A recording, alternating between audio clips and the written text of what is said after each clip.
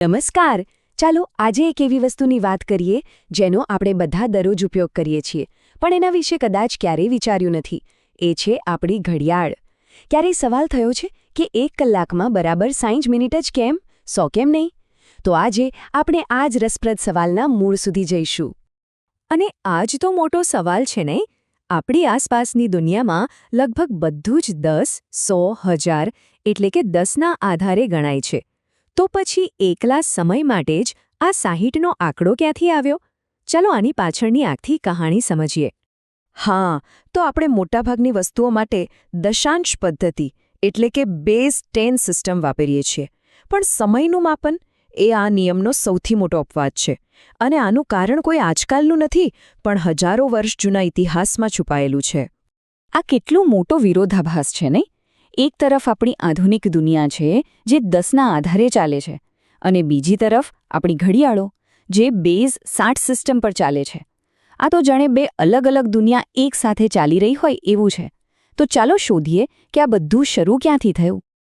આખી વાર્તાની શરૂઆત માટે આપણે ટાઈમ મશીનમાં બેસીને લગભગ 5000 વર્ષ પાછળ જવું પડશે, મેસોપોટેમિયામાં. અહીં એક ખૂબ જ પ્રાચીન સંસ્કૃતિ રહેતી હતી જેમને સુમેરિયન કહેવાતા હતા, અને એમણે જ સમયને માપવાની રીત કાયમ માટે બદલી નાખી. તો આ સુમેરિયન લોકો કોણ હતા? એ લોકો એમના સમયના ખૂબ જ હોશિયાર લોકો હતા. ગણિત અને ખગોળશાસ્ત્ર એટલે કે આકાશના તારાઓ અને ગ્રહોનો અભ્યાસ એમાં એમની માસ્ટરી હતી.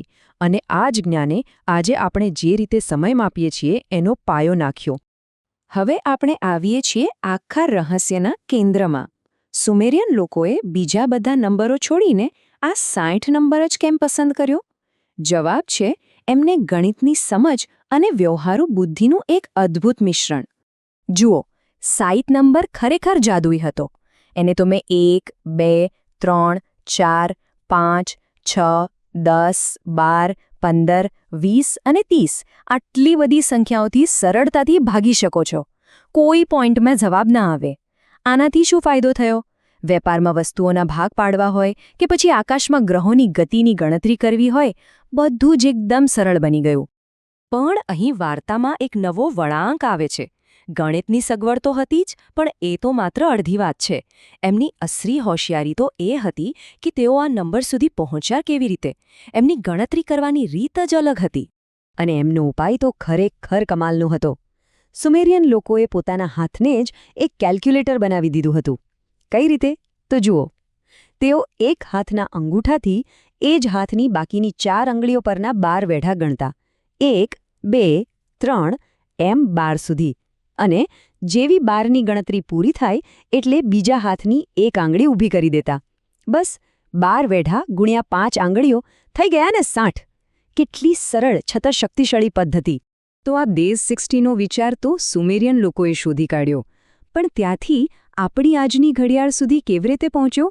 ચાલો જોઈએ કે સમયની સાથે આ વિચાર કેવી રીતે વિકસ્યો અને અલગ અલગ સંસ્કૃતિઓએ એને કેવી રીતે અપનાવ્યો. આ સમયરેખા પર નજર કરીએ. શરૂઆત સુમેરિયન લોકોથી થઈ. પછી ઇજિપ્તના લોકોએ સૂર્યના પડછાયાનો ઉપયોગ કરીને દિવસના 24 કલાક નક્કી કર્યા. સદીઓ પછી યુરોપમાં યાંત્રિક ઘડિયાળો બની. અને છેલ્લે લોલકવાળી ઘડિયાળોએ સમયને વધુને વધુ ચોક્કસ બનાવ્યો.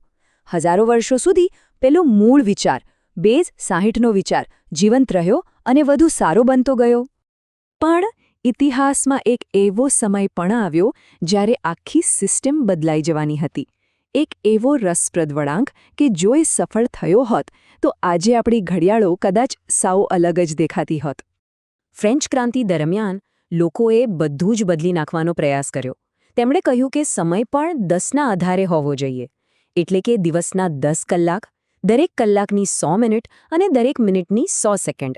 પણ આ નવી સિસ્ટમ એટલી ગૂંચવણભરી હતી કે કોઈને સમજાઈ જ નહીં, અને થોડા જ સમયમાં એને છોડી દેવી પડી. આ નિષ્ફળતા એ વાતનો પુરાવો છે કે પેલી 5000 વર્ષ જૂની બેઝ 60 સિસ્ટમ કેટલી વ્યવહારુ અને મજબૂત હતી.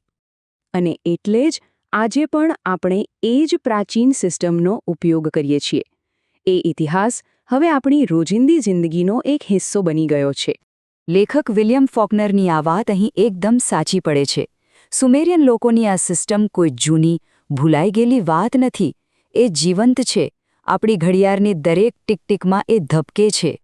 તો હવે પછી જ્યારે પણ કોઈ ઘડિયાળમાં સમય જુએ તો એ યાદ રાખો કે એ માત્ર આંકડા નથી, એ 5000 વર્ષ જૂની માનવ બુદ્ધિ અને શોધખોળની એક આખી ગાથા છે જે આપણા કાંડા પર બંધાયેલી છે. તો આપણે જોયું કે એક સાદી ઘડિયાળમાં પણ 5000 વર્ષનો ઇતિહાસ છુપાયેલો છે. આનાથી એક સવાલ થાય છે કે આપણી આસપાસ આવી બીજી કેટલીય વસ્તુઓ હશે જેમાં આવા જ ઊંડા રહસ્ય છુપાયેલા હશે. બસ શોધતા રહેવાની અને જાણવાની જિજ્ઞાસા રાખવાની જરૂર છે.